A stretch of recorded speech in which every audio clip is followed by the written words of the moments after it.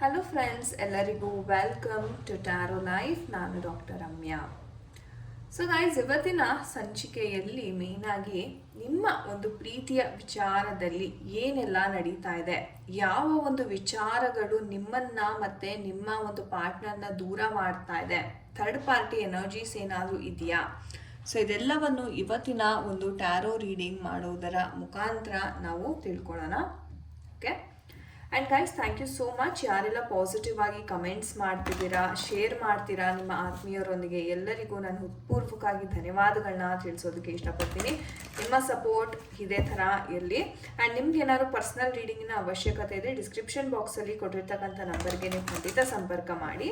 Okay. So ಬನ್ನಿ, ವಿಡಿಯೋವನ್ನು ಕ್ವಿಕ್ಕಾಗಿ ಶುರು ಮಾಡೋಣ. ಸೊ ಫಸ್ಟ್ ಮೈಂಡನ್ನು ಕಂಪ್ಲೀಟಾಗಿ ರಿಲ್ಯಾಕ್ಸ್ ಮಾಡ್ಕೊಳ್ಳಿ. ದೀರ್ಘ ಉಸಿರನ್ನು ತಗೊಳ್ಳಿ. ರಿಲ್ಯಾಕ್ಸ್ ಮಾಡ್ಕೋತಾ ನಿಮ್ಮ ಪರ್ಸನ್ ಯಾರಿಗೋಸ್ಕರ ಈ ಒಂದು ವಿಡಿಯೋ ನೋಡ್ತಿದ್ದೀರಾ ಅವರನ್ನು ವಿಜುವಲೈಸ್ ಮಾಡ್ಕೊಳ್ಳಿ ಮೈಂಡಲ್ಲೇ. Okay.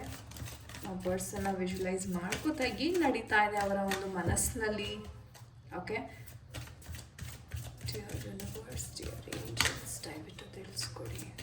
Energies help me, this energies guide ಮಾಡಿ ಯೂನಿವರ್ಸ್. ಥಿಂಕ್ ಮಾಡಿ ನಿಮ್ಮ ಪರ್ಸನ್ ಬಗ್ಗೆ, ವಿಜುವಲೈಸೇಷನ್ ಮಾಡಿ. ಇಷ್ಟು ಡೀಪಾಗಿ ವಿಜುವಲೈಸ್ ಮಾಡ್ತೀರಾ ಅಷ್ಟೇ ಬೇಗ ನಿಮಗೆ ಕನೆಕ್ಟ್ ಆಗುತ್ತೆ. ಓಕೆ. ನೀವೇನಾದರೂ ತಪ್ಪು ಮಾಡ್ತಿದ್ದೀರಾ ಈ ಒಂದು ರಿಲೇಷನ್ಶಿಪ್ಪಲ್ಲಿ, ಏನು ನಡೀತಾ ಇದೆ, dear universe please help us guide. ಏನು ನಡೀತಾ ಇದೆ, ಏನು ಲಾಸ್ ಆಗ್ತಿದೆ, ಅವ್ರೇನು ಎಕ್ಸ್ಪೆಕ್ಟ್ ಮಾಡ್ತಿದ್ದಾರೆ ನೋಡೋಣ. ಸೊ ಇದೆಲ್ಲ ಕರೆಂಟ್ ಎನರ್ಜೀಸ್. ಓಕೆ. ಸೊ ಫ್ಯೂಚರಲ್ಲಿ ಏನಾಗುತ್ತೆ ನೋಡೋಣ. ಫ್ಯೂಚರ್ ಎನರ್ಜೀಸ್ನ ನಾನು ಚೆಕ್ ಮಾಡ್ತಾ ಇದ್ದೀನಿ. Okay. Okay. So present and future ನಮಗೆ ಇಲ್ಲಿ ಕಾಣಿಸ್ತಾ ಇದೆ. ಒಂದು ರೀತಿ ಹೇಳೋದಾದರೆ ಖಂಡಿತ ಸರ್ಟನ್ ಟೈಪ್ ಆಫ್ ಲಾಸ್ ಇದೆ. ಸೊ ನಿಮ್ಮ ಪರ್ಸನ್ ನಾನು ಹೇಳ್ದಂಗೆ ಸ್ವಲ್ಪ ಮಾತುಕತೆ ಕಮ್ಮಿ ಮಾಡಿದ್ದಾರೆ. ಆ್ಯಂಡ್ ಅವ್ರಿಗವರೇ ಐಸೋಲೇಟ್ ಮಾಡ್ಕೋತಾ ಇದ್ದಾರೆ. ಅಂದರೆ ನಾನು ಯಾರ ಜೊತೆನೂ ಮಾತಾಡಲ್ಲ, ಯಾರ ಜೊತೆನೂ ನಾನು ಬೆರೆಯೋದಿಲ್ಲ ಅಂತ ಅವ್ರಿಗವರೇ ಒಂಥರ ಐಸೋಲೇಷನ್ಗೆ ಹೋಗ್ತಾ ಇದ್ದಾರೆ. ಓಕೆ. ಆ್ಯಂಡ್ ತುಂಬ ಡಿಪ್ಲೊಮ್ಯಾಟಿಕ್ ಆಗಿ ಮಾತಾಡ್ತಾ ಇದ್ದಾರೆ ಅಂತ ಹೇಳ್ಬೋದು. ಸೊ ನೀವೇನಾದರೂ ಮ್ಯಾರೇಜಿಗೆ ಟ್ರೈ ಮಾಡ್ತಾ ಇದ್ರೆ ಎಸ್ಪೆಷಲಿ, ಸೊ ಮನೆಯಲ್ಲಿ ಸ್ವಲ್ಪ ಪ್ರಾಬ್ಲಮ್ಸ್, ಇದು ಇಂಟರ್ ಕಾಸ್ಟ್ ಮ್ಯಾರೇಜ್ ಆಗಿರೋದ್ರಿಂದ ಮನೆಯಲ್ಲಿ ಸ್ವಲ್ಪ ಸಮಸ್ಯೆಗಳಂತಕ್ಕಂಥದ್ದು ಇಲ್ಲಿ ಕಂಡು ಬರ್ತಾ ಇದೆ. ಅದನ್ನು ಓವರ್ಕಮ್ ಮಾಡೋದಕ್ಕೆ ಆಗ್ತಾ ಇಲ್ಲ. ನೀವು ಅಂದ್ಕೊಂಡಿದ್ರಿ ಇಲ್ಲ ಈಸಿಯಾಗಿ ಗೋತ್ರು ಮಾಡ್ಬೋದು, ಎಲ್ಲರೂ ಒಪ್ಕೋತಾರೆ, ಎಲ್ಲನೂ ಚೆನ್ನಾಗಿ ಆಗ್ಬಿಡತ್ತೆ ಅಂತ ತುಂಬಾ ನಿಮಗೆ ಒಂದು ಹೋಪ್, ಒಂದು ಭರವಸೆ ಅಂತಕ್ಕಂಥದ್ದಿತ್ತು. ಇನ್ನೂ ಹೇಳಬೇಕು ಅಂದರೆ ಇನ್ನೂ ನಿಮಗೆ ಆ ಒಂದು ಭರವಸೆ ಇದೆ. ಓಕೆ. ಬಟ್ ಎಲ್ಲೋ ಒಂದು ಕಡೆ ನಿಮಗೆ ಅಥವಾ ಅವ್ರಿಗೆ ಸ್ವಲ್ಪ ಓವರ್ ಎಕ್ಸ್ಪೆಕ್ಟೇಷನ್ಸ್ ಜಾಸ್ತಿ ಇದೆ, ಅಥವಾ ಅವರ ಫ್ಯಾಮಿಲಿಗೆ ಎಕ್ಸ್ಪೆಕ್ಟೇಷನ್ಸ್ ಜಾಸ್ತಿ ಇದೆ ಅಂತ ಹೇಳ್ಬೋದು. ಅಂದರೆ ಸ್ಟೇಟಸ್ ವಿಚಾರ ಬಂದರೆ, ಹಣಕಾಸಿನ ವಿಚಾರ, ಇವರು ನಮಗಿನ್ನ ಕೆಳಮಟ್ಟದಲ್ಲಿದ್ದಾರೆ, ಇವ್ರು ನನಗಿನ್ನ ಎತ್ತರವಾದ ಮಟ್ಟದಲ್ಲಿದ್ದಾರೆ. ಸೊ ಈ ಥರ ಒಂದು ಸ್ಟೇಟಸ್ ಅಂತಕ್ಕಂಥದ್ದು ಏನಿದೆ, ಅಥವಾ ಕಾಸ್ಟ್, ಇವ್ರು ಬೇರೆ ಕಾಸ್ಟು, ನಮ್ಗೆ ಸರಿ ಹೋಗಲ್ಲ, ಈ ಥರ ಒಂದು ಅಪನಂಬಿಕೆಗಳು ಏನಿದೆ, ಈ ಒಂದು ವಿಚಾರನೇ ನಿಮಗೆ ಒಂಥರ ಅಡ್ಡಗೋಡೆಯಾಗಿ ನಿಂತಿದೆ ಅಂತ ಹೇಳ್ಬೋದು. ಆ್ಯಂಡ್ ಮೇಲು ಕೀಳು ಅನ್ನುವಂಥ ಒಂದು ಸ್ಟೇಟಸ್ ಏನಿದೆ ಅಲ್ಲ, ಅದು ತುಂಬ ಹೆಚ್ಚಾಗಿ ಕಾಣಿಸ್ತಾ ಇದೆ. So for most of them ಯಾರು ಈ ವಿಡಿಯೋ ನೋಡ್ತಾ ಇದ್ದೀರಾ, ಇಂಟರ್ ಕಾಸ್ಟ್ ಮತ್ತು ಹಣ, ಸೊ ಈ ಎರಡು ಮೇನ್ ರೀಸನ್ ಆಗಿದೆ ಯಾಕೆ ನಿಮ್ಮ ರಿಲೇಷನ್ಶಿಪ್ ವರ್ಕೌಟ್ ಆಗ್ತಿಲ್ಲ ಅನ್ನೋದಕ್ಕೆ. ಸೊ ಇಲ್ಲಿ ಏನಾಗ್ತಾ ಇದೆ, ಎಲ್ಲರೂ ಒಂದು ಹೇಳೋಕ್ಕೆ ಇಷ್ಟಪಡ್ತೀನಿ. ಕಾಲಚಕ್ರ ಅಂತಕ್ಕಂಥದ್ದು ಇರುತ್ತೆ. ಸೊ ಇಲ್ಲಿ ಮೇಲಿದ್ದವರು ಕೆಳಗಡೆನೂ ಹೋಗ್ಬೋದು, ಕೆಳಗಡೆ ಇದ್ದವ್ರು ಮೇಲೂ ಹೋಗ್ಬೋದು. ಓಕೆ. ಆ ಒಂದು ಪರಿಸ್ಥಿತಿ, ಆ ಒಂದು ಸಮಯ ಅವ್ರಿಗೆ ಆ ಥರ ಮಾಡಿರುತ್ತೆ. ಆದರೆ ಕೆಲವರು ಪೇರೆಂಟ್ಸೇ ಹೇಳಬೇಕು ಅಂತಾರೆ, ಮನೆಯವರು ಅಥವಾ ಅವರ ಒಂದು ರಿಲೇಟಿವ್ಸ್ ಯಾರಿದ್ದಾರೆ ನಿಮ್ಮ ಪರ್ಸನ್ದು, ಅವ್ರು ಬೇಕು ಅಂತಲೇ ನಿಮಗೆ ನಿಮ್ಮ ವಿರುದ್ಧ ಎತ್ಕಟ್ಟೋದು ನಿಮ್ಮ ಪರ್ಸನ್ನ. ಆ್ಯಂಡ್ ನಾನು ಹೇಳ್ತಿರಲ್ಲ, ಕಿವಿ ಮಾತು ಹೇಳೋದು, ನೆಗೆಟಿವ್ ವೇ ಆಗಿ ಇನ್ಫ್ಲೂಯೆನ್ಸ್ ಮಾಡ್ತಕ್ಕಂಥದ್ದು. ಸೊ ಇದೆಲ್ಲ ಬಹಳಷ್ಟು ಇದೆ. ಓಕೆ. ಆ್ಯಂಡ್ ಹೇಳಬೇಕು ಅಂತಂದರೆ ಇದನ್ನೆಲ್ಲ ಕೇಳಿಸ್ಕೊಂಡು ನಿಮ್ಮ ಪರ್ಸನ್ಗೂ ಅದು ಹೌದು ಇದೇ ನಿಜ ಏನೋ ಅನ್ನೋಷ್ಟ್ರ ಮಟ್ಟಿಗೆ ಅವ್ರಿಗೆ ಬ್ರೈನ್ ವಾಶ್ ಆಗ್ತಾ ಇದೆ. ಇನ್ನೆಲ್ಲಿ ನಿಮ್ಮ ಪರ್ಸನ್ ನಿಮ್ಮನ್ನು ನಂಬ್ತಾರೆ ಹೇಳಿ ಅಲ್ವಾ? ಯಾಕಂದರೆ ಇವರ ವಾತಾವರಣ ಹೆಂಗೆ ತುಂಬಿಕೊಂಡಿದೆ ಅಂದರೆ, ನಿನ್ನ ಬರ್ತಿದು, ನಿನಗೆ ಇನ್ನೂ ಜಾಸ್ತಿ ಇರುವಂಥ ಒಂದು ಪಾರ್ಟ್ನರೇ ಬೇಕು ಅನ್ನೋ ಒಂದು ಕಿವಿ ಮಾತು ಬಹಳ ತುಂಬ್ತಾ ಇದ್ದಾರೆ ಇವರ ಒಂದು ಫ್ಯಾಮಿಲಿ, ರೈಟ್?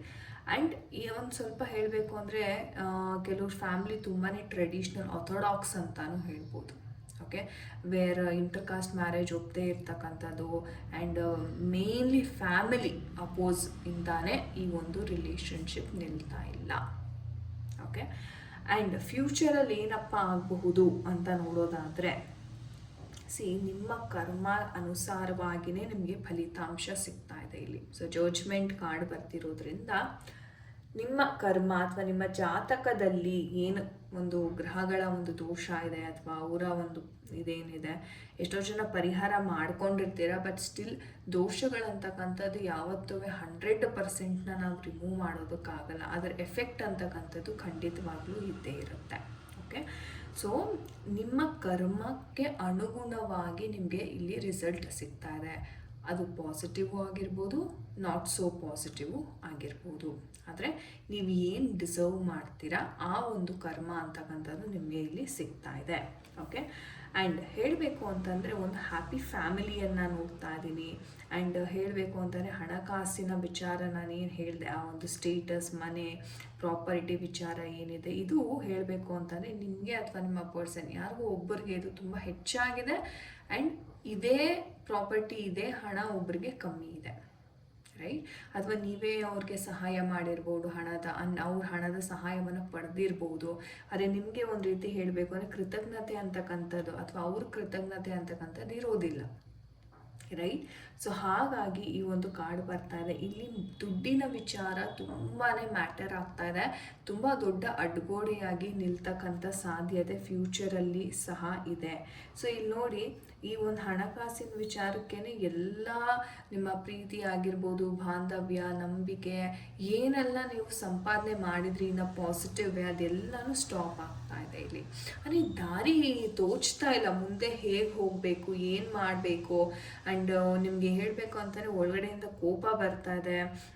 ಯಾವ ಥರ ನಾನು ಇದನ್ನು ಪ್ರೊಸೀಡ್ ಮಾಡಬೇಕು ಅಂದರೆ, ದುಡ್ಡು ಅನ್ನೋದು ಅಷ್ಟು ಕೀಳಾಗಿ ನಮ್ಮನ್ನು ಕರ್ಕೊಂಡು ಹೋಗ್ತಾ ಇದೆ, ನಮ್ಮನ್ನು ಟ್ರೀಟ್ ಮಾಡ್ತಾ ಇದೆ ಅಂತ ನಿಮ್ಗೆ ಎಷ್ಟು ಅನುಮಾನಗಳಂತಕ್ಕಂಥದ್ದು ನಿಮ್ಮ ಮೇಲೇ ಬರುವಂಥ ಸಾಧ್ಯತೆ ಇರುತ್ತೆ. ಎಚ್ಚರ, ಇದು ಮಾಯೆ. ನಾವು ಏನು ಹೇಳ್ತೀವಿ, ಓಕೆ ಇವರು ಶ್ರೀಮಂತರು, ಇವ್ರಿಗೆ ಕಷ್ಟನೇ ಇರೋದಿಲ್ಲ, ನಾವು ಸ್ವಲ್ಪ ಕೆಳಗಡೆ ಇದ್ದೀವಿ, ನಮಗೆ ಎಲ್ಲ ಕಷ್ಟ, ಈ ಭ್ರಮೆಯನ್ನು ಬಿಡಿ. ಯಾಕಂದರೆ ಈ ಪ್ರಪಂಚದಲ್ಲಿ ಹೇಳಬೇಕು ಅಂತಲೇ ಎಲ್ಲವೂ ಒಂದು ರೀತಿ ಮಾಯೆ. ಸೊ ನಿಮ್ಗೆ ಅನಿಸುತ್ತೆ ದೂರದ ಬೆಟ್ಟ ನುಣ್ಣಿಗಿರುತ್ತೆ, ಅಲ್ಲಿ ಚೆನ್ನಾಗಿ ಜೀವನ ಮಾಡ್ಬೋದು ಅಂತ, ಬಟ್ ಅಲ್ಲಿ ಹೋದಾಗ ಗೊತ್ತಾಗುತ್ತೆ ಅಲ್ಲಿ ಎಷ್ಟು ಸಮಸ್ಯೆ ಇರುತ್ತೆ ಅಂತ, ಅಲ್ವಾ?